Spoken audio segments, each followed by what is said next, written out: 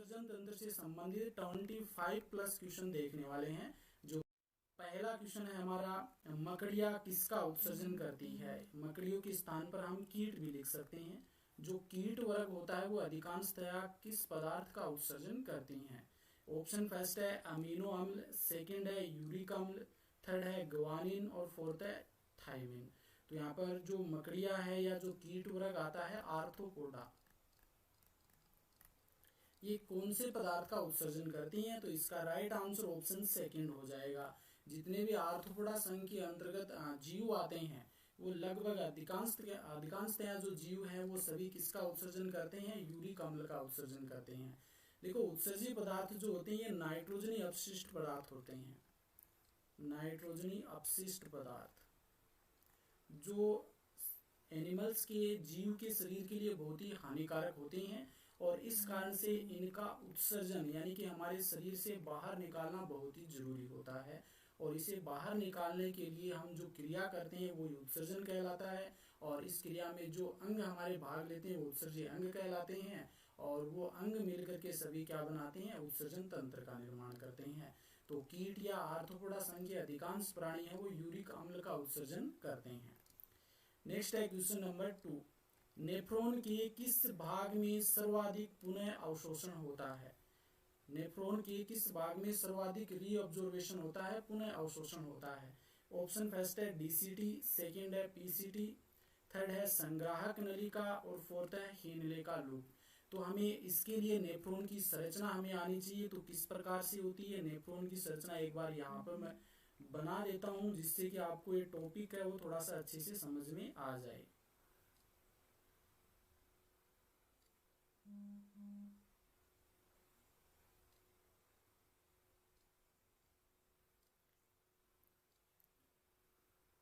ये होती है नेफ्रॉन की संरचना और इसमें ये वाला जो भाग होता है ऊपर वाला भाग ये कहलाता है ग्लोमेरुलस। इसे तो हम बोमन संपुट कहते हैं, बोमन संपुट। और ये जो केशिका गुच्छ के रूप में पाया जाता है इसे केशिका गुच्छ या ग्लोमेरुलस कहते हैं, केशिका गुच्छ। और ये केशिका गुच्छ और ग्लोमेरुलस मिलकर के मेल पिगी काय का निर्माण करते हैं। इसके बाद में ये वाला जो भाग है यहाँ से यहाँ तक का ये भाग कहलाता है पीसीटी, प्रोक्सिमल कोन्वोल्यूटेड ट्यूबुल। इसके बाद में एक कुंडलित भाग शुरू होता है जिसे हम पीसीटी कहते हैं, समीपस्थ कुंडलित नलिका, समीपस्थ कुंडलित नलिका। इस भाग में सर्वाधिक अवशोषण होता है। इसमें आपका ग्लूकोज का अवशोषण हो जाएगा, एमिनो एसिड का अवशोषण होता है और जो आपके आयन होते हैं बाइकार्बोनेट आयन। इसके अलावा हम बात करें तो H2 जल का अवशोषण होता है और कुछ अन्य जो अपघटनीय पदार्थ होते हैं जिसमें सोडियम आयन है, इन सभी का यानी कि सर्वाधिक अवशोषण होता है 70 से 80%। जो भाग का अवशोषण है वो इसी पीसीटी वाले भाग में हो जाता है, प्रोक्सिमल कोन्वोल्यूटेड ट्यूबुल या इसे समीपस्थ कुंडलित नलिका भी हम कहते हैं। इसके बाद में जो नीचे वाला ये वाला भाग है ये कहलाता है हेनले का लूप, हेनले का लूप कहलाता है। इस हेनले के लूप में क्या होता है, ये वाला जो भाग है ये कहलाता है अवरोही भाग, ये अवरोही भाग कहलाता है और ये आरोही भाग कहलाता है। अवरोही भाग जो होता है ये क्या होता है, जल के लिए पारगम्य होता है, यानी कि यहाँ से जल का अवशोषण होता है, H2O का अवशोषण होता है। और लवणों के लिए ये क्या होता है, अपारगम्य होता है, लवणों के लिए अपारगम्य। इसके बाद में देखो आरोही जो भाग है ये क्या होता है, ये इसका उल्टा हो जाएगा, जल के लिए तो अपारगम्य होता है और जबकि जो लवण होते हैं, देखो यहाँ पे जगह नहीं बची, थोड़ा सा मैं मिटा देता हूँ इसको। ये हेनले का लूप है, हेनले का लूप का फर्स्ट भाग है अवरोही जिसमें क्या होता है जल के लिए पारगम्य होता है, लवण के लिए अपारगम्य होता है। लेकिन जो आरोही भाग होता है ये जल के लिए अपारगम्य, लेकिन जो लवण होते हैं इन लवणों के लिए पारगम्य होता है। लवण में कौन से हो जाएंगे, सोडियम है, क्लोराइड है, इन लवणों के लिए ये वाला भाग आरोही भाग पारगम्य होता है। इसके बाद में ये भाग आता है डीसीटी, डिस्टल कॉन्वोल्यूटेड ट्यूबुल या दूरस्थ कुंडलित नलिका। इसमें क्या होता है, दो हार्मोन कार्य करते हैं। एक तो एडीएच होता है, एल्डोस्टेरोन, एंटी डायूरेटिक हार्मोन, और इसे हम कहते हैं aldosterone. Aldosterone, anti diuretic hormone और एल्डोस्टेरोन ये क्या करते हैं, ये सोडियम आयन और क्लोराइड आयन के अवशोषण को बढ़ाते हैं, और साथ में जो जल है इस जल के अवशोषण को भी बढ़ाते हैं।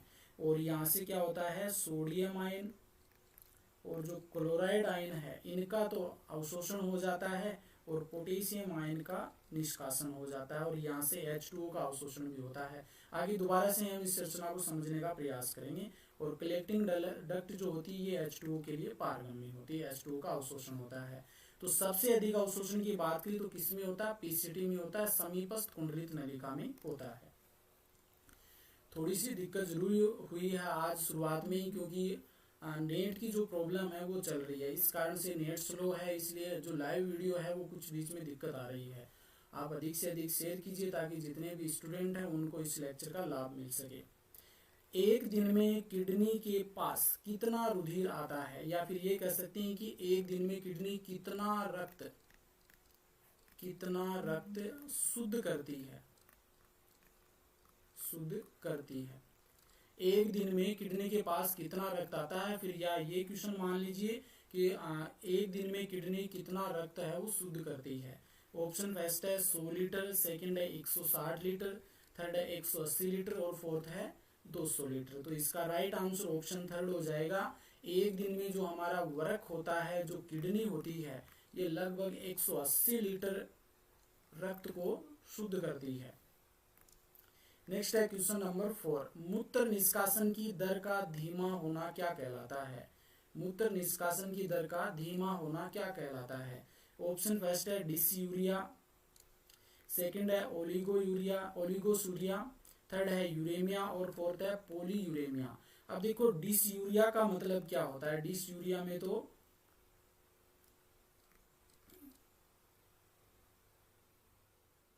मूत्र त्याग करते समय जलन या दर्द होता है। मूत्र त्याग करते समय जलन या दर्द होता है तो उसे बोलते हैं डिसयूरिया।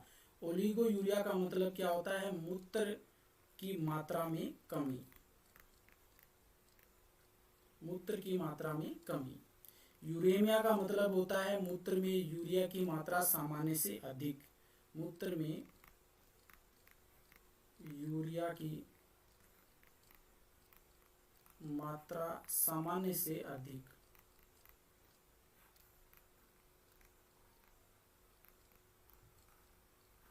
और पॉलीयूरिया का मतलब होता है मूत्र, सामान्य रूप से हम जो मूत्र त्याग करते हैं उसकी मूत्र की मात्रा में अधिकता।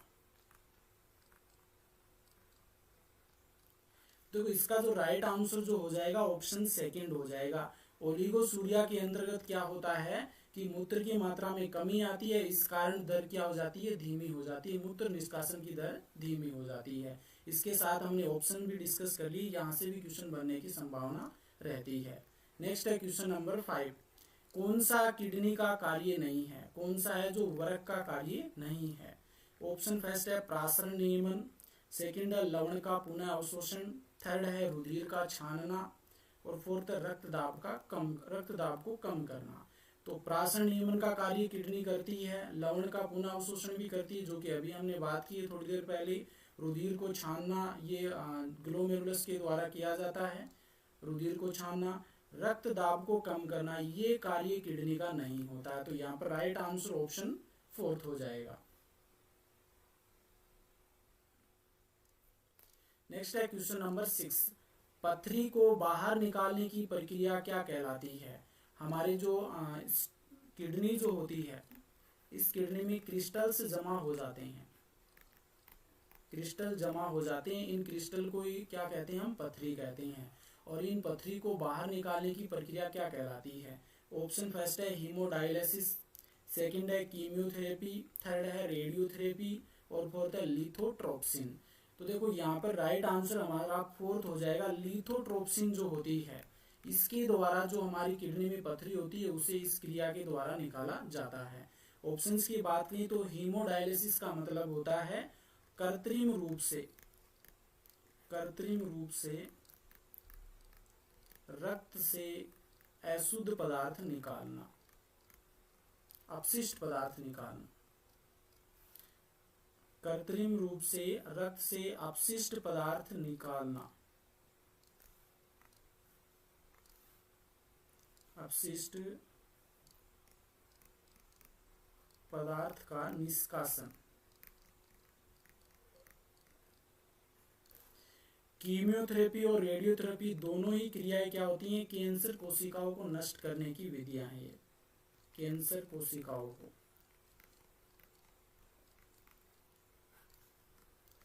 कोशिकाओं को नष्ट करने की थेरेपी हैं, विधियां हैं। तो पथरी को बाहर निकालने की प्रक्रिया क्या कहलाती है? लिथोट्रोप्सी कहलाती है। नेक्स्ट है क्वेश्चन नंबर 7, निम्नलिखित में से कौन सा उत्सर्जी अंग नहीं है? इनमें से कौन सा उत्सर्जी अंग नहीं है? ऑप्शन फर्स्ट है फेफड़े, सेकंड है त्वचा, थर्ड है यकृत और फोर्थ है हृदय। तो यहाँ पर देखो फेफड़े जो होते हैं ये हम CO2 को क्या करते हैं? उत्सर्जित करते हैं। गैसों को उत्सर्जन का कार्य फेफड़े करते हैं, तो ये तो आपका उत्सर्जी अंग है। त्वचा की बात करें तो हमें पसीना वगैरह आता, तो पसीने में क्या होते हैं? लवण घुले हुए रहते हैं, तो ये लवणों का उत्सर्जन करते हैं। साथ में CO2 भी होती है, तो लवणों का उत्सर्जन करते हैं। तो त्वचा यानी कि स्किन भी क्या होता है? उत्सर्जी अंग होता है। यकृत जो होती है ये क्या करती है? अमोनिया से यूरिया का निर्माण करती है, NH2CO NH2, ये यूरिया का फॉर्मूला है। तो अमोनिया से यूरिया का निर्माण करती है ऑर्निथिन साइकिल द्वारा, ऑर्निथिन चक्र के द्वारा अमोनिया से यूरिया का निर्माण करती है यकृत। तो ये भी उत्सर्जी अंग है, लेकिन हृदय किसी प्रकार का कोई भी उत्सर्जन नहीं करता। तो यहाँ पर हमारा राइट आंसर ऑप्शन 4 हो जाएगा। इनमें से उत्सर्जी अंग कौन सा नहीं है? हृदय नहीं है। नेक्स्ट है question number 8, very very important question है। उत्सर्जी अंगों के संदर्भ में सही विकल्प का चयन करें जो कि निम्न में पाए जाते हैं। सही विकल्प हमें चयन करना। आगे ऑप्शंस दे रखे हैं। ऑप्शन फर्स्ट है केंचुआ, सेकंड कनखजूरा, थर्ड है झींगा मछली और फोर्थ है चपटे कर्मिया प्लेटे एलमेंथिस। इन सभी में कौन से उत्सर्जी अंग पाए जाते हैं? देखो केंचुए की जब हम बात करते हैं तो केंचुए में क्या पाया जाता है? केंचुए में पाया जाता है नेफ्रीडिया। तो पहले में नेफ्रीडिया किस में दे रखा है? एकमात्र इसमें नेफ्रीडिया दे रखा है। तो हमारा ऑप्शन थर्ड ही राइट हो जाएगा। एक बार इनमें भी देख लेते हैं। कनखजूरा में जो उत्सर्जी अंग होता है वो मेल पीगी काय होता है कनखजूरा में। झींगा मछली में जो उत्सर्जी अंग होता है वो ग्रीन ग्रंथिया। और चपटे कर्मिया प्लेटे एलमेंथिस में ज्वाला कोशिकाएं पाई जाती है, फ्लेम सेल्स, ज्वाला कोशिकाएं पाई जाती है उत्सर्जी अंग के रूप में। तो यहाँ पर देखो केंचुआ के अंदर नेफ्रीडिया और कनखजूरा में मेलपीगिया नलिका, झींगा मछली में ग्रीन ग्रंथि और चपटे कर्मी जो होते हैं उनमें ज्वाला कोशिकाएं। तो ये उत्सर्जी अंग इन एनिमल्स में पाए जाते हैं। तो ऑप्शन थर्ड हमारा राइट हो जाएगा। नेक्स्ट है क्वेश्चन नंबर 9, निम्नलिखित विकल्पों में से कौन सा विकल्प सुमेलित है? ऑप्शन फर्स्ट है मनुष्य यूरियोटेलिक, सेकंड है पक्षी अमोनोटेलिक, थर्ड है मछली यूरिकोटेलिक और फोर्थ है मेंढक यूरिकोटेलिक। तो देखो मनुष्य जो होता है ये क्या करता है? यूरिया का उत्सर्जन करता है। मनुष्य किस प्रकार का प्राणी है? यूरिया का उत्सर्जन करने वाला प्राणी है, इस कारण इन्हें यूरियोटेलिक कहते हैं। पक्षी जो होते हैं पक्षी यूरिक अम्ल का उत्सर्जन करते हैं, और इस कारण पक्षियों को क्या कहते हैं? यूरिकोटेलिक कहते हैं। यूरिकोटेलिक कहा जाता है। मछलियां जो होती हैं इसकी हम बात करें तो ये अमोनोटेलिक होती हैं। यहाँ पे लिख देते हैं अमोनोटेलिक।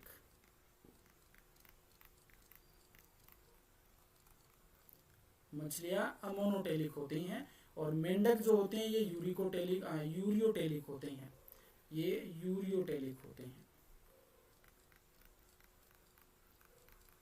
और यहाँ पर क्वेश्चन क्या पूछा है कि निम्नलिखित विकल्पों में से कौन सा सुमेलित है?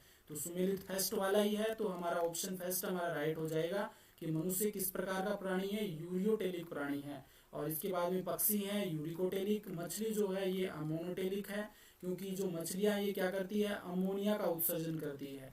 अमोनिया सबसे विषैला पदार्थ है, क्योंकि अमोनिया का उत्सर्जन के लिए अधिक मात्रा में क्या होना, पानी चाहिए, और इस कारण जितने भी जलीय प्राणी हैं उनमें अमोनिया उत्सर्जित पदार्थ होता है। और इस जलीय प्राणी जितने भी हैं अधिकांशतः वो किस प्रकार के एनिमल्स हैं, अमोनोटेलिक प्रकार के हैं। मेंढक जो होते हैं ये यूरियोटेलिक होते हैं, क्योंकि इनके द्वारा यूरिया का उत्सर्जन किया जाता है।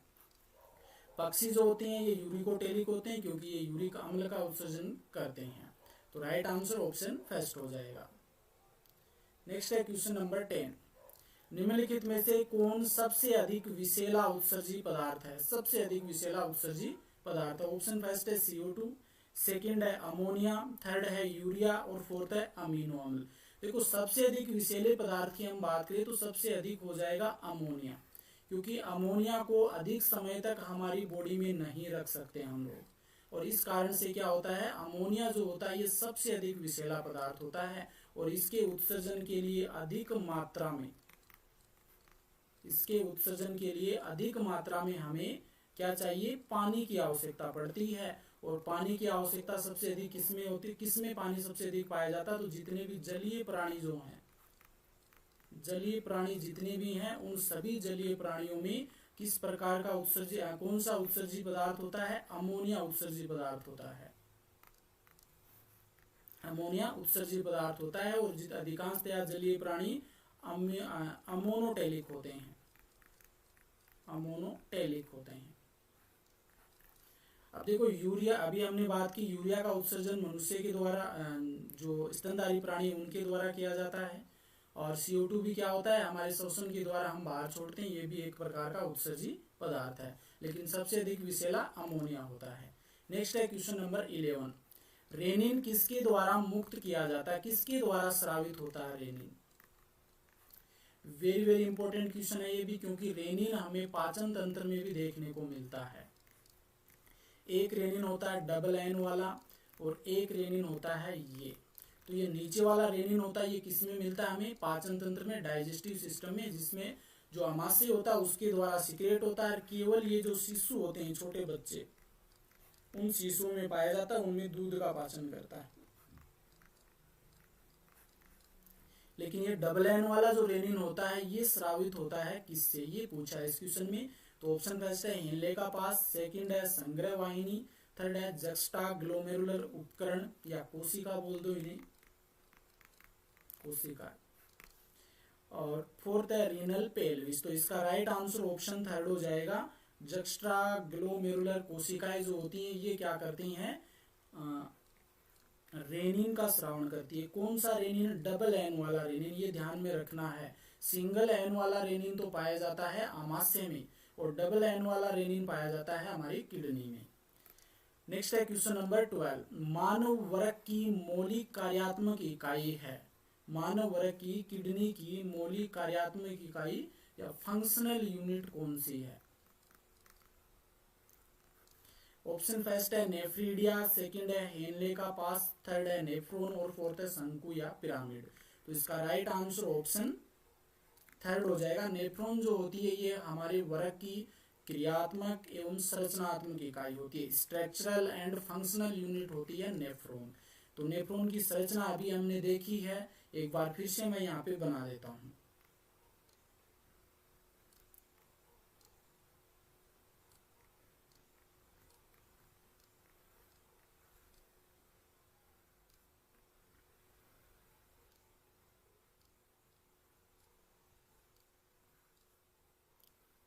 ये होता है नेफ्रॉन, और यहाँ पर देखो यहाँ से आती है अभिवाही धमनिका। अभिवाही धमनिका जो कि ब्लड लेकर के आती है, और यहाँ पर ये फैल करके गुच्छ का निर्माण कर लेती है, और यहाँ से निकलती है अपवाही धमनिका जो यहाँ से ब्लड लेकर के जाती है। अब ये जो गुच्छ का निर्माण होता है ये कहलाता है केशिका गुच्छ, केशिका गुच्छ, जिसे हम ग्लोमेरुलस भी कहते हैं। और ये जो प्यालेनुमा संरचना ये बोमन कैप्सूल कहलाता है, बोमन कैप्सूल। और ये दोनों मिलकर के किसका निर्माण करते हैं, मेलपी की इकाई का करते हैं। इसके बाद में ये वाला जो कुंडलित भाग है ये कहलाता पीसीटी, प्रोक्सिमल कॉन्वोल्यूटेड ट्यूबुल, या इसे समीपस्थ कुंडलित नलिका कहते हैं। ये हेनले का लूप है, लूप ऑफ हेनले, हेनले का लूप। और ये आरोही भुजा हो जाएगी और ये अवरोही, सॉरी ये अवरोही होगी, एक मिनट, ये अवरोही भुजा हो जाएगी और ये आरोही भुजा हो जाएगी। और ये आपका पीसीटी डीसीटी वाला भाग हो जाएगा, डिस्टल कॉन्वोल्यूटेड ट्यूबुल, या इसे दूरस्थ कुंडलित नलिका कहते हैं। और ये सीडी हो जाएगी, कलेक्टिंग डक्ट जिसे हम कहते हैं, संग्राहक नलिका। ये होता है नेफ्रॉन की संरचना। और जो हमारी किडनी होती है, वरक जो होता है, उस वरक में लगभग 10 से 12 लाख है वो वरक नलिका या किडनी सॉरी नेफ्रॉन पाए जाते हैं। 10 से 12 लाख नेफ्रॉन मिलते हैं एक किडनी में, दोनों में बहुत ज़्यादा हो जाएंगे। एक किडनी में कितनी होती हैं? 10 से 12 लाख नेफ्रॉन होती हैं। और ये संरचना होती है नेफ्रॉन की, जो फैले रहते हैं। एक बार इसकी संरचना में बना देता हूँ किडनी की भी यहाँ पर, जिससे कि आपको अच्छे से थोड़ा सा समझ में आ जाए।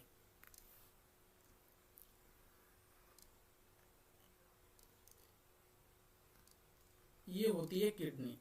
और इस किडनी में देखो, ये बाहर वाला भाग कहलाता है कोर्टेक्स, और ये जो मध्य का भाग है, ये बीच वाला भाग कहलाता है मेडुला। तो कोर्टेक्स वाला भाग है, इसमें यहां पर देखें तो इस प्रकार से ये व्यवस्थित रहती हैं। ये जो वाला भाग है, ये नीचे वाला भाग जो आपको दिखाई दे रहा है, ये होता है लूप ऑफ हेनले, हेनले का लूप जो होता है। ये केवल लूप ऑफ हेनले जो होता है नेफ्रॉन का, ये पाया जाता है मेडुला में। और जबकि ऊपर वाला जो भाग है, ये जो मेलपिगी इकाई है, ये मेलपिगी इकाई हो जाएगा। और पीसीटी समीपस्थ कुंडलित नलिका और डीसीटी दूरस्थ कुंडलित नलिका, ये पाए जाते हैं आपके कोर्टेक्स वाले भाग में। हिंदी में हम इसे वलकुट कहते हैं। और देखो यहाँ पर किस प्रकार से व्यवस्थित रहती हैं, वो भी यहाँ पर मैं आपको बता देता हूँ। ये इस प्रकार से दसे हुए पाए जाते हैं, इस प्रकार की संरचना इनमें पाई जाती है, बहुत सारी संख्या में होते हैं। और ये नीचे ये वाला जो भाग है, यहाँ पे अलग कलर से बना देते हैं।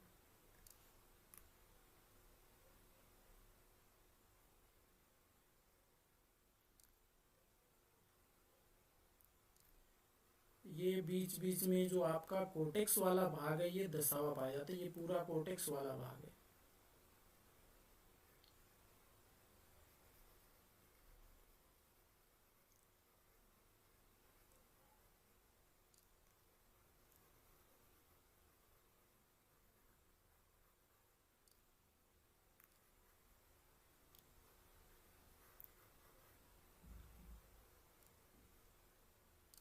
ये है कोर्टेक्स वाला भाग जो मैंने व्हाइट कलर में यहाँ पर बनाया है।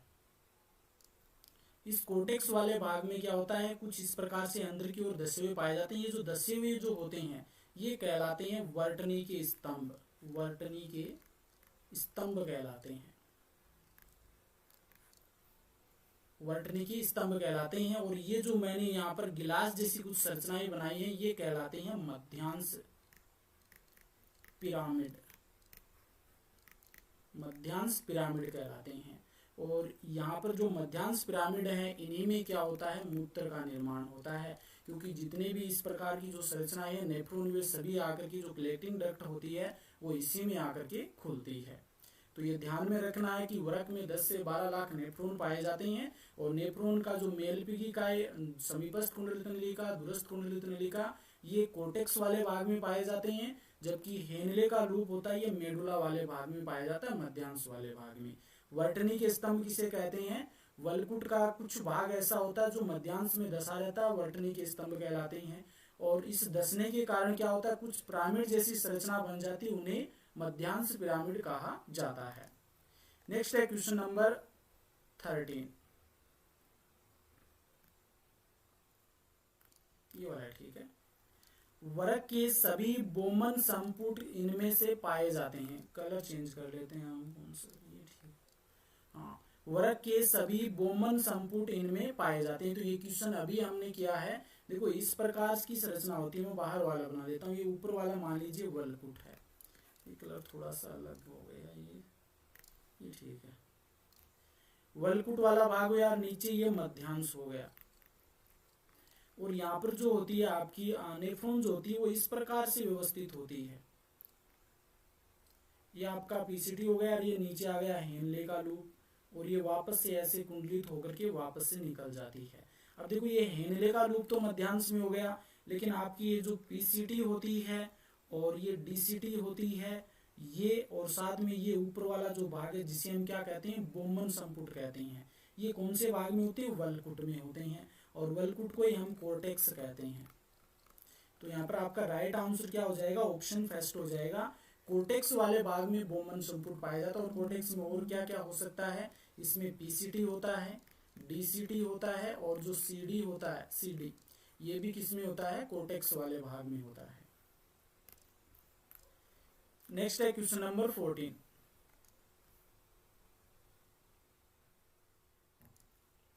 एक मेलपिगियन काय किसके द्वारा निर्मित होता है।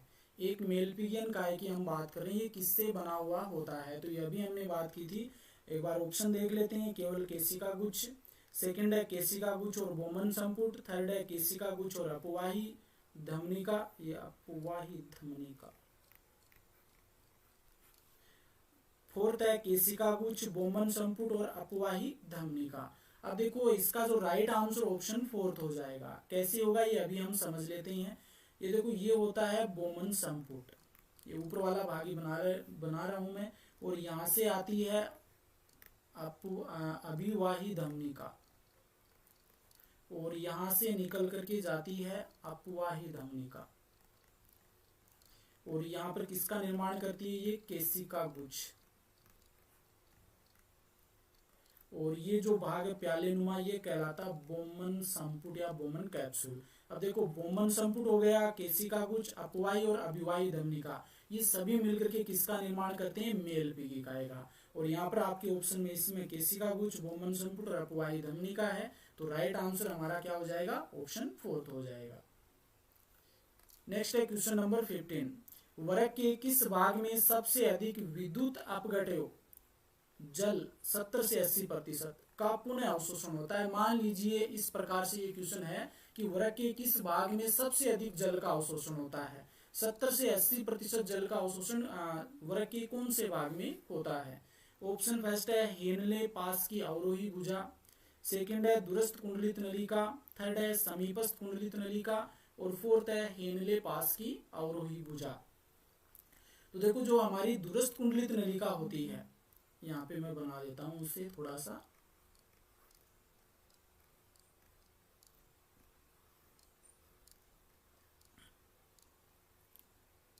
ये होती है दूरस्थ कुंडलित नलिका। इस दूरस्थ कुंडलित नलिका पर दो हार्मोन कार्य करते हैं, एंटी डायूरेटिक हार्मोन, और एक होता है इसी के साथ में, इसी का दूसरा नाम है एल्डोस्टेरोन। ये हार्मोन क्या करते हैं, यहाँ से सोडियम आयन और साथ में क्लोराइड आयन का अवशोषण करते हैं, और अधिक मात्रा में जल का अवशोषण करते हैं, जल का अवशोषण भी करते हैं। तो एल्डोस्टेरोन और जो एडीएच हार्मोन है, ये क्या करते हैं, जल और जो विद्युत अपघटन है सोडियम और क्लोराइड आयन, इनका अधिक मात्रा में अवशोषण करते हैं। और कौन से भाग में, दूरस्थ कुंडलित नलिका में करते हैं, डीसीटी में करते हैं। तो इसका राइट आंसर ऑप्शन सेकंड हो जाएगा। नेक्स्ट है क्वेश्चन नंबर 16। मूत्र तंत्र यानी कि उत्सर्जन तंत्र की बात कर रहे हैं। में एल्डोस्टेरोन किसके पुनः अवशोषण में भाग लेता है। तो ये अभी हमने बात की थी। मूत्र तंत्र या उत्सर्जन तंत्र में एल्डोस्टेरोन किसके पुनः अवशोषण में भाग लेता है। ऑप्शन फर्स्ट है पोटेशियम आयन, सेकंड है सोडियम आयन, थर्ड है जल, और फोर्थ है बी व सी दोनों। तो एल्डोस्टेरोन जो होता है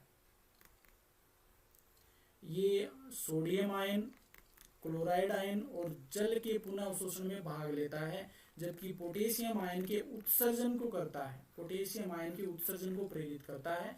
पूछा है पुनः अवशोषण, तो हमारे Na+ और जल दोनों ही हो जाएंगे। ऑप्शन फोर्थ हमारा राइट हो जाएगा, बी व सी दोनों। नेक्स्ट है क्वेश्चन नंबर 17। स्तंभ फर्स्ट तथा स्तंभ सेकंड से मिलान करिए और नीचे दिए गए संकेतों से सही विकल्प का चयन करें। ऑप्शन फर्स्ट है यूरेमिया, मूत्र में कीटोन काय। सेकंड है कीटोन यूरिया, कृत्रिम उर्वरक। थर्ड है ग्लाइकोस यूरिया, मूत्र में ग्लूकोज। और फोर्थ है रुधिर अपोक, रुधिर में यूरिया का एकत्रीकरण। देखो यूरेमिया का मतलब क्या होता है, मूत्र में यूरिया की अधिकता। तो यूरिया की अधिकता मतलब एकत्रीकरण, तो इसमें कौन सा हो जाएगा, फोर्थ वाला मिल जाएगा इसके साथ में। कीटोन यूरिया मतलब मूत्र में कीटोन काय, कीटोन की मात्रा अधिक, तो इससे फर्स्ट वाला मिल जाएगा। ग्लाइकोस यूरिया, ग्लाइकोस यूरिया का मतलब होता है ग्लूकोज, मूत्र में ग्लूकोज का पाया जाना। और ग्लूकोज की अधिकता मूत्र में किस कारण से आती है, इंसुलिन की कमी से आती है। इंसुलिन हार्मोन क्या करता है, इंसुलिन हार्मोन जो होता है ये ग्लूकोज को ग्लाइकोजन में बदलने के लिए प्रेरित करता है। अगर इंसुलिन की कमी हो जाए तो ग्लूकोज हमारे मूत्र में अधिक मात्रा में निष्कासन होगा और हमें रोग हो जाएगा डायबिटीज इंसिपिड्स, डायबिटीज इंसिपिड्स। और इसमें क्या होगा, ग्लूकोज की मात्रा मूत्र में निष्कासित होने लग जाएगी, जिसे हम मधुमेह रोग भी कहते हैं, मधुमेह रोग भी कहते हैं। तो ग्लाइकोस यूरिया का मतलब मूत्र में ग्लूकोज, तो ऑप्शन थर्ड हो जाएगा इसका। रुधिर अपो क्या होता है, डायलिसिस बोलते हैं। इसमें रुधिर का कृत्रिम रूप से क्या करते हैं, अशुद्धिकरण करते हैं, उससे अपशिष्ट पदार्थों को रुधिर से बाहर निकाला जाता है कृत्रिम रूप से। तो रुधिर में सॉरी ये नहीं होगा, इसमें ये हो जाएगा कृत्रिम उर्वरक। कृत्रिम उर्वरक का प्रयोग करते हैं रुधिर अपोहन के लिए। तो इसमें देखो फर्स्ट में फोर्थ किसमें मिला हुआ है, केवल सेकंड वाले में मिला हुआ, तो एक ही से आपका आंसर यहाँ पर राइट हो जाता है। अगर पहला ही आपको पता है तो आपका आंसर यहीं से निकल जाएगा, ऑप्शन सेकंड हमारा यहाँ पर राइट आंसर होगा। नेक्स्ट है क्वेश्चन नंबर 18। एक व्यक्ति लंबे समय तक उपवास में रहता है, यानी कि व्रत करता है। एक व्यक्ति लंबे समय तक उपवास में रहता है, उसके मूत्र में किसकी मात्रा असामान्य हो जाएगी। ऑप्शन फर्स्ट है वसा, सेकंड है अमीनो अम्ल, थर्ड है ग्लूकोज, फोर्थ है कीटोन। देखो सामान्यतः हम जब भोजन करते हैं तो ग्लूकोज को ग्रहण करते हैं भोजन के रूप में। अब उपवास कर रहे हैं तो ग्लूकोज हमें मिलेगा नहीं, तो इसके स्थान पर क्या होगा, वसा का ऑक्सीकरण होगा। और वसा के ऑक्सीकरण से हम क्या करेंगे, ऊर्जा की प्राप्ति करेंगे। और वसा के ऑक्सीकरण से क्या हो जाएगा, ऊर्जा की प्राप्ति होगी, लेकिन अपशिष्ट पदार्थ के रूप में यहाँ पर क्या बन जाएगा, कीटोन्स बन जाएंगे। और ये कीटोन्स हमारे मूत्र के द्वारा बाहर निकाले जाते हैं। तो उपवास कर रहे हैं तो क्या हो जाएगा, कीटोन की मात्रा है वो हमारे मूत्र से निष्कासित होगी, कीटोन की मात्रा असामान्य हो जाएगी। नेक्स्ट है क्वेश्चन नंबर 19। मानव मूत्र का पीएच होता है, मानव मूत्र का पीएच होता है लगभग। ऑप्शन फर्स्ट है 6.5, सेकंड है 7, थर्ड है 6 और फोर्थ है 7.5। अप्रोक्सीमेटली देखिए तो लगभग ये 6 हमारा राइट आंसर हो जाएगा, लेकिन इसकी रेंज आपको ध्यान में रखनी है, ये 4.5 से 8.5 तक हो सकता है। नेक्स्ट है क्वेश्चन नंबर 20। निम्न में से कौन सा जोड़ा गलत है, गलत को हमें छांटना है। ऑप्शन फर्स्ट है यूरिकोटेलिक पक्षी, यूरियोटेलिक कीट, अमीनोटेलिक टेडपोल, यूरियोटेलिक हाथी। देखो वेरी वेरी इंपॉर्टेंट क्वेश्चन है ये, कैसे है अभी आपको बताने वाला हूं मैं। यूरिकोटेलिक जितने भी पक्षी वर्ग हैं, कीट वर्ग हैं, वो सभी क्या करते हैं, यूरिक अम्ल का उत्सर्जन करते हैं। तो ये आपका पहले वाला तो क्या हो जाएगा, राइट है। यूरियोटेलिक कीट इसकी हम बाद में बात करते हैं। अमोनोटेलिक टेडपोल, तो जो मेंढक का लार्वा होता है, मेंढक का लार्वा टेडपोल, ये क्या होता है कि पानी में रहता है। और मैंने पहले ही बताया कि पानी में रहता है तो अधिकांश जो पानी में रहने वाले जीव होते हैं वो किसका उत्सर्जन करते हैं, अमोनिया का उत्सर्जन करते हैं। और अमोनिया का उत्सर्जन करने वाले प्राणी क्या कहलाते हैं, अमीनोटेलिक कहलाते हैं, अमोनोटेलिक। तो ये भी आपका राइट है। यूरियोटेलिक हाथी स्तनधारी जितने भी हैं वो क्या आते हैं, यूरियोटेलिक होते हैं, ये यूरिया का उत्सर्जन करते हैं, ये भी आपका राइट है। लेकिन ऑप्शन सेकंड जो आगा होगा ये आपका रॉन्ग हो जाएगा। क्योंकि ये यूरियोटेलिक नहीं होता। कीट जो होता है ये यूरिक अम्ल का उत्सर्जन करता है और ये यूरिकोटेलिक होता है, यूरिकोटेलिक होता है। तो यहाँ पर हमारा राइट आंसर कौन सा हो जाएगा, ऑप्शन सेकंड हो जाएगा। नेक्स्ट है क्वेश्चन नंबर 21। स्तंभ ए में दी गई असामान्य दशाओं का स्तंभ बी में दी गई उनकी व्याख्याओं से मिलान करिए और सही विकल्प का चुनाव कीजिए। ऑप्शन फर्स्ट है ग्लाइकोसूरिया, जोड़ों में यूरिक अम्ल का जमाव, रीनल कैलकुली, ग्लोमेरुली की सूजन, ग्लोमेरुल नेफ्राइटिस, रक्त के अंदर क्रिस्टलीकृत, गठिया, मूत्र में ग्लूकोज की उपस्थिति। तो हमें मिलान करना ग्लाइकोसूरिया, ये मैंने पहले ही बताया कि जो हमारा मूत्र होता है उसमें ग्लूकोज की मात्रा का निष्कासन होना। ये देखो मूत्र में ग्लूकोज की उपस्थिति क्या हो जाएगी, ग्लाइकोसूरिया हो जाएगी। इससे फोर्थ वाला मिल रहा है। और ये किसकी कमी से होती है, मैंने पहले बताया इंसुलिन की कमी से होता है। रीनल कैलकुली, रीनल कैलकुली में क्या होगा, वरक के अंदर क्रिस्टलीकृत, क्रिस्टल का जमाव होना। ये ऑप्शन थर्ड इसमें मिलान हो जाएगा। रीनल कैलकुली का मतलब होता है वरक में पथरी का जमाव होना, क्रिस्टलीकृत का जमाव होना, क्रिस्टल का जमाव होना। थर्ड है ग्लोमेरुलर नेफ्राइटिस, ग्लोमेरुलर नेफ्राइटिस का मतलब हो जाएगा ग्लोमेरुलस की सूजन, ग्लोमेरुलस की सूजन, इसमें सेकंड मिल जाएगा। इसमें होता क्या है, स्ट्रेप्टोकोकस, स्ट्रेप्टोकोकस ये एक बैक्टीरिया है, जीवाणु है, और इसका संक्रमण हो जाता है ग्लोमेरुलस में, जिसके कारण ग्लोमेरुलस जो होता है इसमें सूजन आ जाती है। और सूजन आने से ये अत्यधिक पारगम्य हो जाता है और हमारी आरबीसी प्रोटीन से ये छन करके मूत्र के अंदर आ जाती है। इस कारण से क्या होता है, ग्लोमेरुलस में सूजन आ जाती है। और ये जो स्ट्रेप्टोकोकस बैक्टीरिया इसके संक्रमण के कारण ये सूजन आती है। और इसके बाद में होता क्या कि जो आरबीसी है प्रोटीन से छन करके हमारे उसमें मूत्र में आ जाती है। और इस कारण से कुछ तरल पदार्थ ऐसे होते हैं जो हमारे पाँवों में, हाथों में जमा होने शुरू हो जाते हैं और हाथ पाँव फूलने लग जाते हैं। फिर आता है गठिया, गठिया में क्या होता है, जोड़ों में यूरिक अम्ल का जमाव। तो ऑप्शन फर्स्ट इसमें मिल जाएगा। गठिया में हमारे जो जोड़ होते हैं उन जोड़ों में यूरिक अम्ल का जमाव होने लग जाता है, जिस कारण जोड़ों में दर्द होने लग जाता है और इसे हम गठिया रोग कहते हैं। अब देखो कौन सा मिला है, 4, 3, 2, 1, 4, 3, 2, 1, ऑप्शन थर्ड हमारा यहाँ पर राइट आंसर हो जाएगा। 3-4 क्वेश्चन आपके यहाँ पर क्लियर हो जाते हैं। नेक्स्ट है क्वेश्चन नंबर 22। मूत्र का पीलापन किसकी उपस्थिति के कारण होता है, मूत्र का पीलापन किसकी उपस्थिति के कारण होता है। ऑप्शन फर्स्ट है यूरिया, सेकंड है यूरिक अम्ल, थर्ड है यूरोक्रोम और फोर्थ है बिलीरुबिन। तो इसका राइट आंसर ऑप्शन थर्ड हो जाएगा। जो मूत्र होता है उसमें यूरोक्रोम के कारण क्या होता है, पीला रंग होता है। लेकिन आपको ध्यान में रखना, जब पीलिया रोग हो जाता है, पीलिया रोग, तो उस समय बिलीरुबिन और एक वर्णक होता है बिलीविरिडिन, बिलीरुबिन और बिलीविरिडिन, ये क्या करते हैं, इन वर्णकों की जो मात्रा है वो मूत्र में निष्कासित होने लग जाती है और इस कारण से मूत्र कैसा हो जाता है, अत्यधिक पीला हो जाता है। वो पीलिया रोग में होता है, जोंडाइस में होता है। नेक्स्ट है क्वेश्चन नंबर 23। यूरिया का सर्वाधिक सांद्रण कहाँ होता है, यूरिया सर्वाधिक मात्रा में कहाँ पाई जाती है। ऑप्शन फर्स्ट है पृष्ठ महाधमनी, सेकंड है यकृत निवाहिका शिरा में, थर्ड है वृक्क शिरा में और फोर्थ है यकृत शिरा में। अब देखो सर्वाधिक सांद्रण की बात करें तो हमारी जो लीवर होती है, इस लीवर से एक निकलती है यकृत शिरा। ये मैंने पहले भी आपको बताया कि यकृत में क्या होता है, यूरिया का निर्माण होता है। और यहाँ से यूरिया का निर्माण होने के बाद ये यूरिया इस यकृत शिरा के माध्यम से कहाँ पहुंचती है, किडनी के पास पहुंचती है,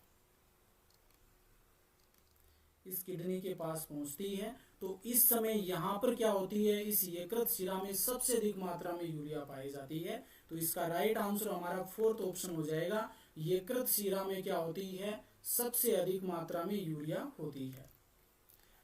24 नंबर का क्वेश्चन है, निम्नलिखित में से कौन सा पदार्थ सामान्य मूत्र में पाया जाता है। सामान्य मूत्र की बात करें तो उसमें ऐसा कौन सा पदार्थ है निम्न में से जो पाया जाता है। ऑप्शन फर्स्ट है श्वेत रक्त कोशिकाएं, सेकंड है क्रिएटिनिन, थर्ड है लाल रक्त कोशिकाएं और फोर्थ है रक्त प्रोटीन।